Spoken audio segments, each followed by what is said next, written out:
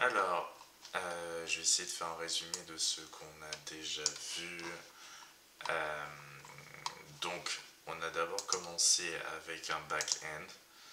Euh, on a créé un modèle, item. On a imaginé que c'était un shop, donc un magasin. On a créé un modèle avec Mongoose, require Mongoose. Item schema, tac, tac, tac, tac, on l'a créé.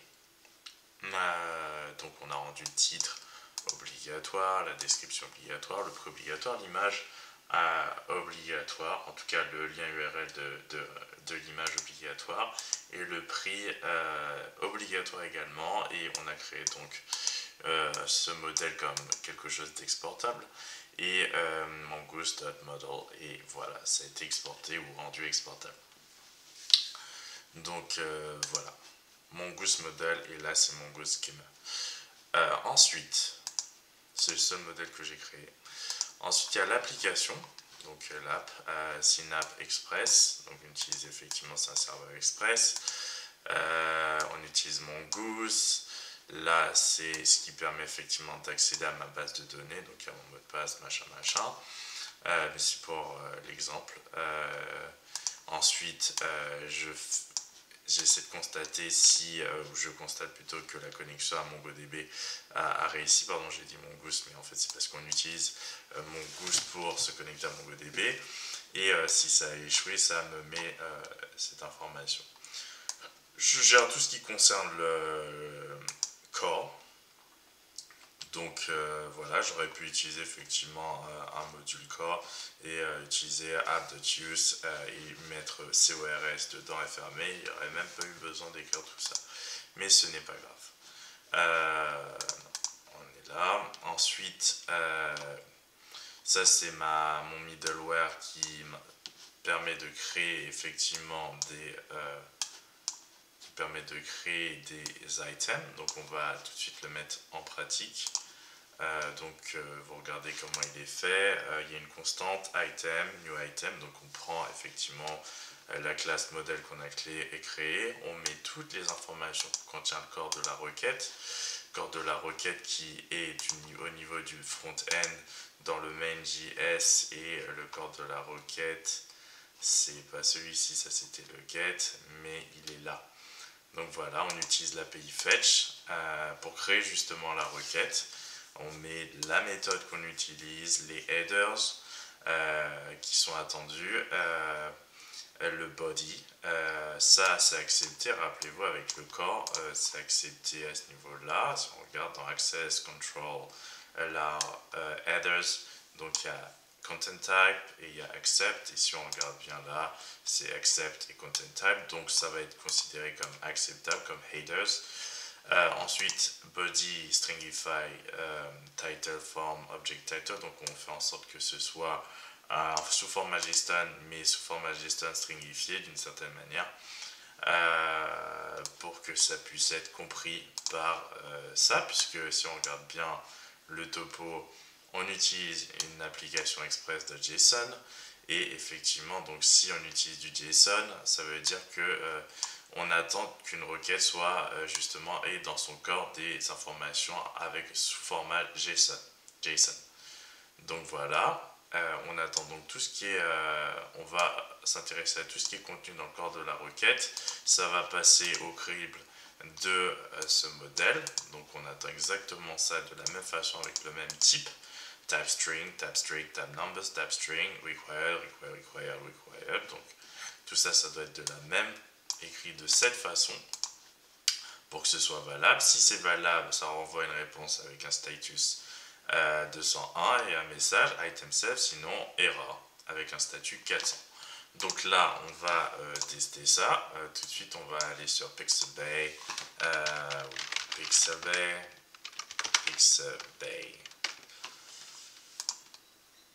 Alors, c'est pas ça. Nous, on va s'intéresser aux motos, par exemple. Planche de surf, moto. Sauvegarder. On va prendre celle-ci, on va prendre, copier l'adresse de l'image, on va donc mettre l'adresse ici, Donc c'est vraiment l'adresse, hein, H ça commence par HTTPS, voilà. Ensuite on la décrit, moto orangé, on met un titre, moto ultra rapide et très stylé, moto orangé de la marque, je sais pas, BMW, élégante, raffinée, bon, élégante, faite pour de longues balades. Voilà. Le prix, on va mettre 12 000. 12 000. Donc là, on a rentré toutes les informations, format number, format string, type number, type string. On clique sur enregistrer, ça va transformer ça, étant donné que on a le main.js, ça transforme ça en sous format string, sous format JSON en string. Toutes ces informations sont enregistrées. Donc form object, c'est un objet qui prend effectivement les informations. Voilà, un objet qui prend les informations des onChange et onChange. Form object, ça prend la valeur. Donc i.target.value. I c'est l'élément du DOM, target et value, la valeur. Donc on clique sur enregistrer. Alors, je vais juste vérifier qu'il n'y ait pas une erreur. Non, absolument pas d'erreur. On fait actualiser et l'objet apparaît. Donc voilà l'objet. Donc ensuite on a créé, on va essayer de diminuer ça quand même. On avait créé une API qui permet effectivement d'identifier un item particulier et de l'afficher. Donc ça prend effectivement ce qui est contenu dans les paramètres de la requête. Donc ça veut dire que si on regarde le main.js, il y a des paramètres dans la requête, puisque c'est ici qu'on crée, c'est au niveau du front-end qu'on crée justement les requêtes. Et si on regarde ce fetch ci, non pas ce fetch ci, parce que là c'est pour tous les objets. Si on regarde ce fetch, non pas ceci, ça c'est pour les posts. Si on regarde, attends, je l'ai mis où le fetch? Ah non, je l'ai mis après. Pardon, dans une autre page HTML, dans item.html, et ensuite que j'ai lié à un fichier JS particulier item.js. Si on regarde donc le corps de la requête, cette fois-ci, on voit bien qu'on insère l'ID de l'item, qu'on a le chemin qui a été voulu par l'API, en tout cas par le middleware pour nous filer les informations. Donc si on regarde bien, c'est le bon chemin. C'est le bon chemin avec l'ID qu'on retrouve dans item.js avec l'ID. Non, ça c'est pas la bonne méthode, pardon, je parle pour rien, c'est la méthode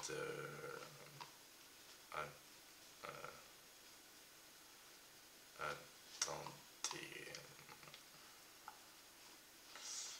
c'est pas la bonne méthode que je suis en train de monter. Voilà, c'est celle-ci. Donc c'est avec le bon ID. Donc voilà, parce qu'en gros, ça va récupérer dans l'URL l'ID.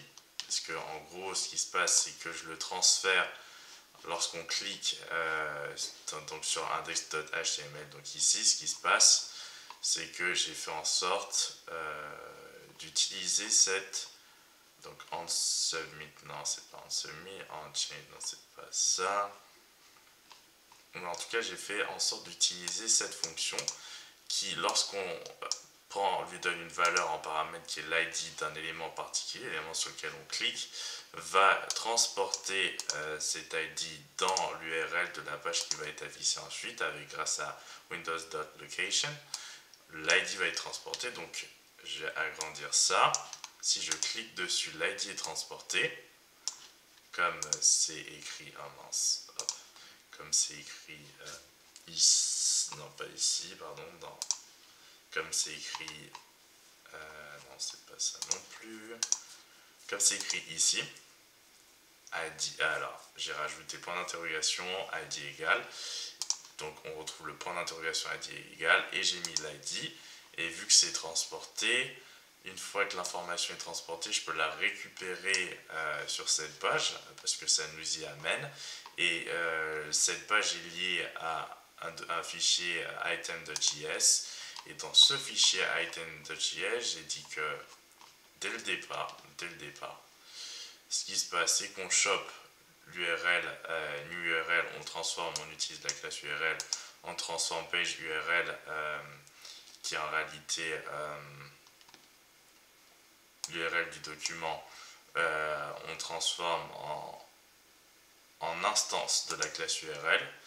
Ensuite, on crée cette variable search params, new URL search params, donc on utilise encore une classe, créer une instance, donc c'est l'instance de la classe URL search params. On met l'URL.search effectivement qui concerne la page, donc URL.search, donc ça.search, et une fois qu'on a tout ça, ce qui se passe, c'est que on utilise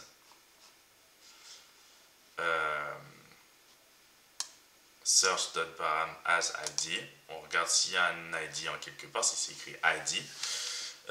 Si c'est écrit ID, ce qui est écrit après ID égale, eh bien on le met dans la variable ID qu'on avait déjà défini à ce niveau-là, en tout cas, créé à ce niveau-là, défini.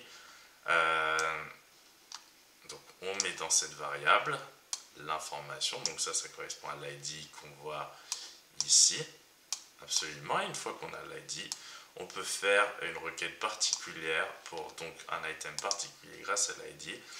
Et si tout se passe bien, bah, ça nous retourne une réponse JSON qui évidemment c'est qui est prévu dans le middleware ici. Donc voilà, j'ai pas mis. Enfin, la réponse c'est l'item en réalité et le statut c'est 200.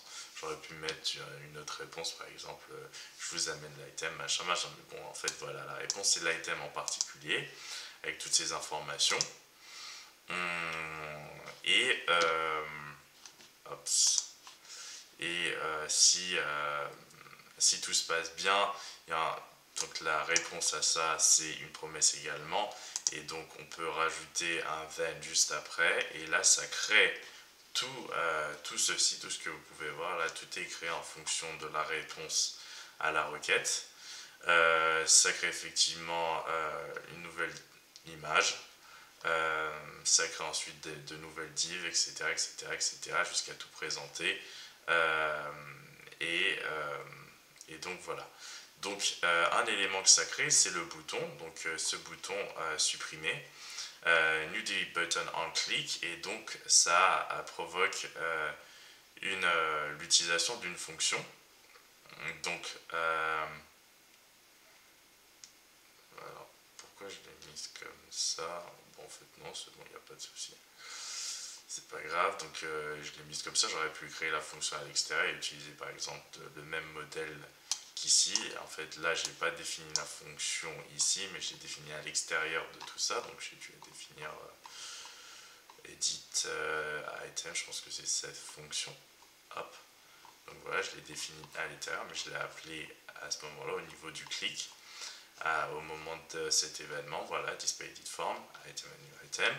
Et là par contre j'ai mis directement la fonction que j'ai créée. C'est pas grave, pas besoin de la nommer comme celle-ci. Et donc delete button on click, et ça provoque effectivement tout ça. Alors c'est avec la méthode delete, c'est beaucoup plus facile quand on utilise l'API fetch, c'est qu'on ne met rien. On peut ne rien mettre. Pas besoin de mettre ni headers, ni rien, ni accept, ni content type, rien. Juste méthode, deux points,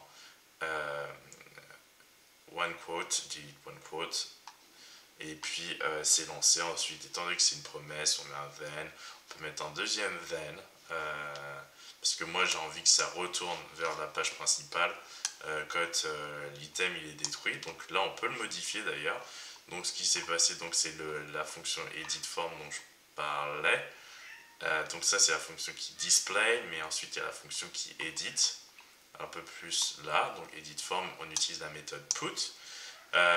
Si les informations ne sont pas changeantes pour les informations qui existaient déjà, par exemple si je veux pas changer, par exemple je modifie, et j'ai pas envie de modifier ça, mais j'ai envie de modifier par exemple uniquement le prix, on met par exemple 14 000, on clique sur confirmer, et si on actualise 14 000 euros.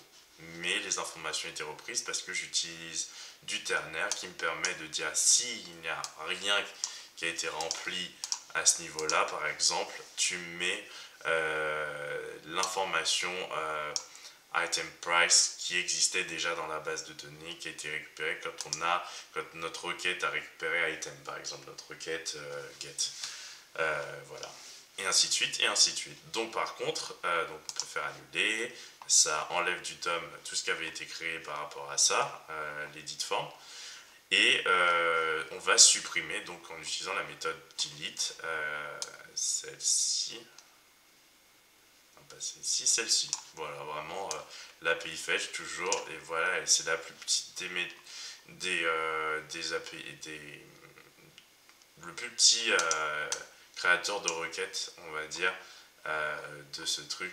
Voilà. Enfin, le plus petit, pas nécessairement, mais étant donné que j'ai écrit tout un baratin lorsque je fais un get pour un item particulier, puisque je crée ensuite sur la page, sur le document, tout ça, donc cette div, machin, machin, tout.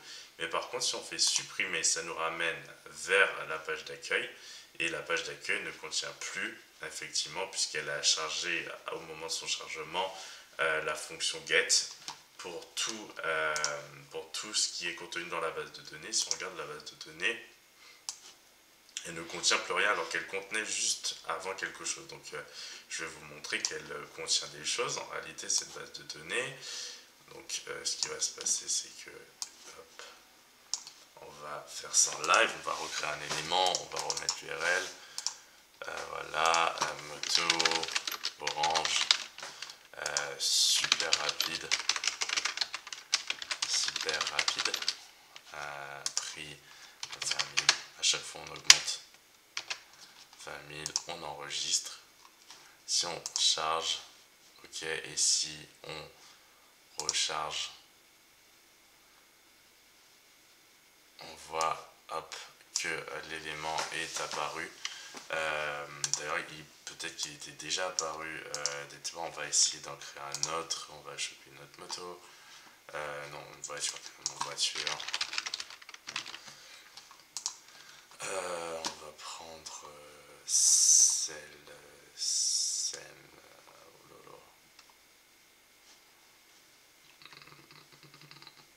On va prendre.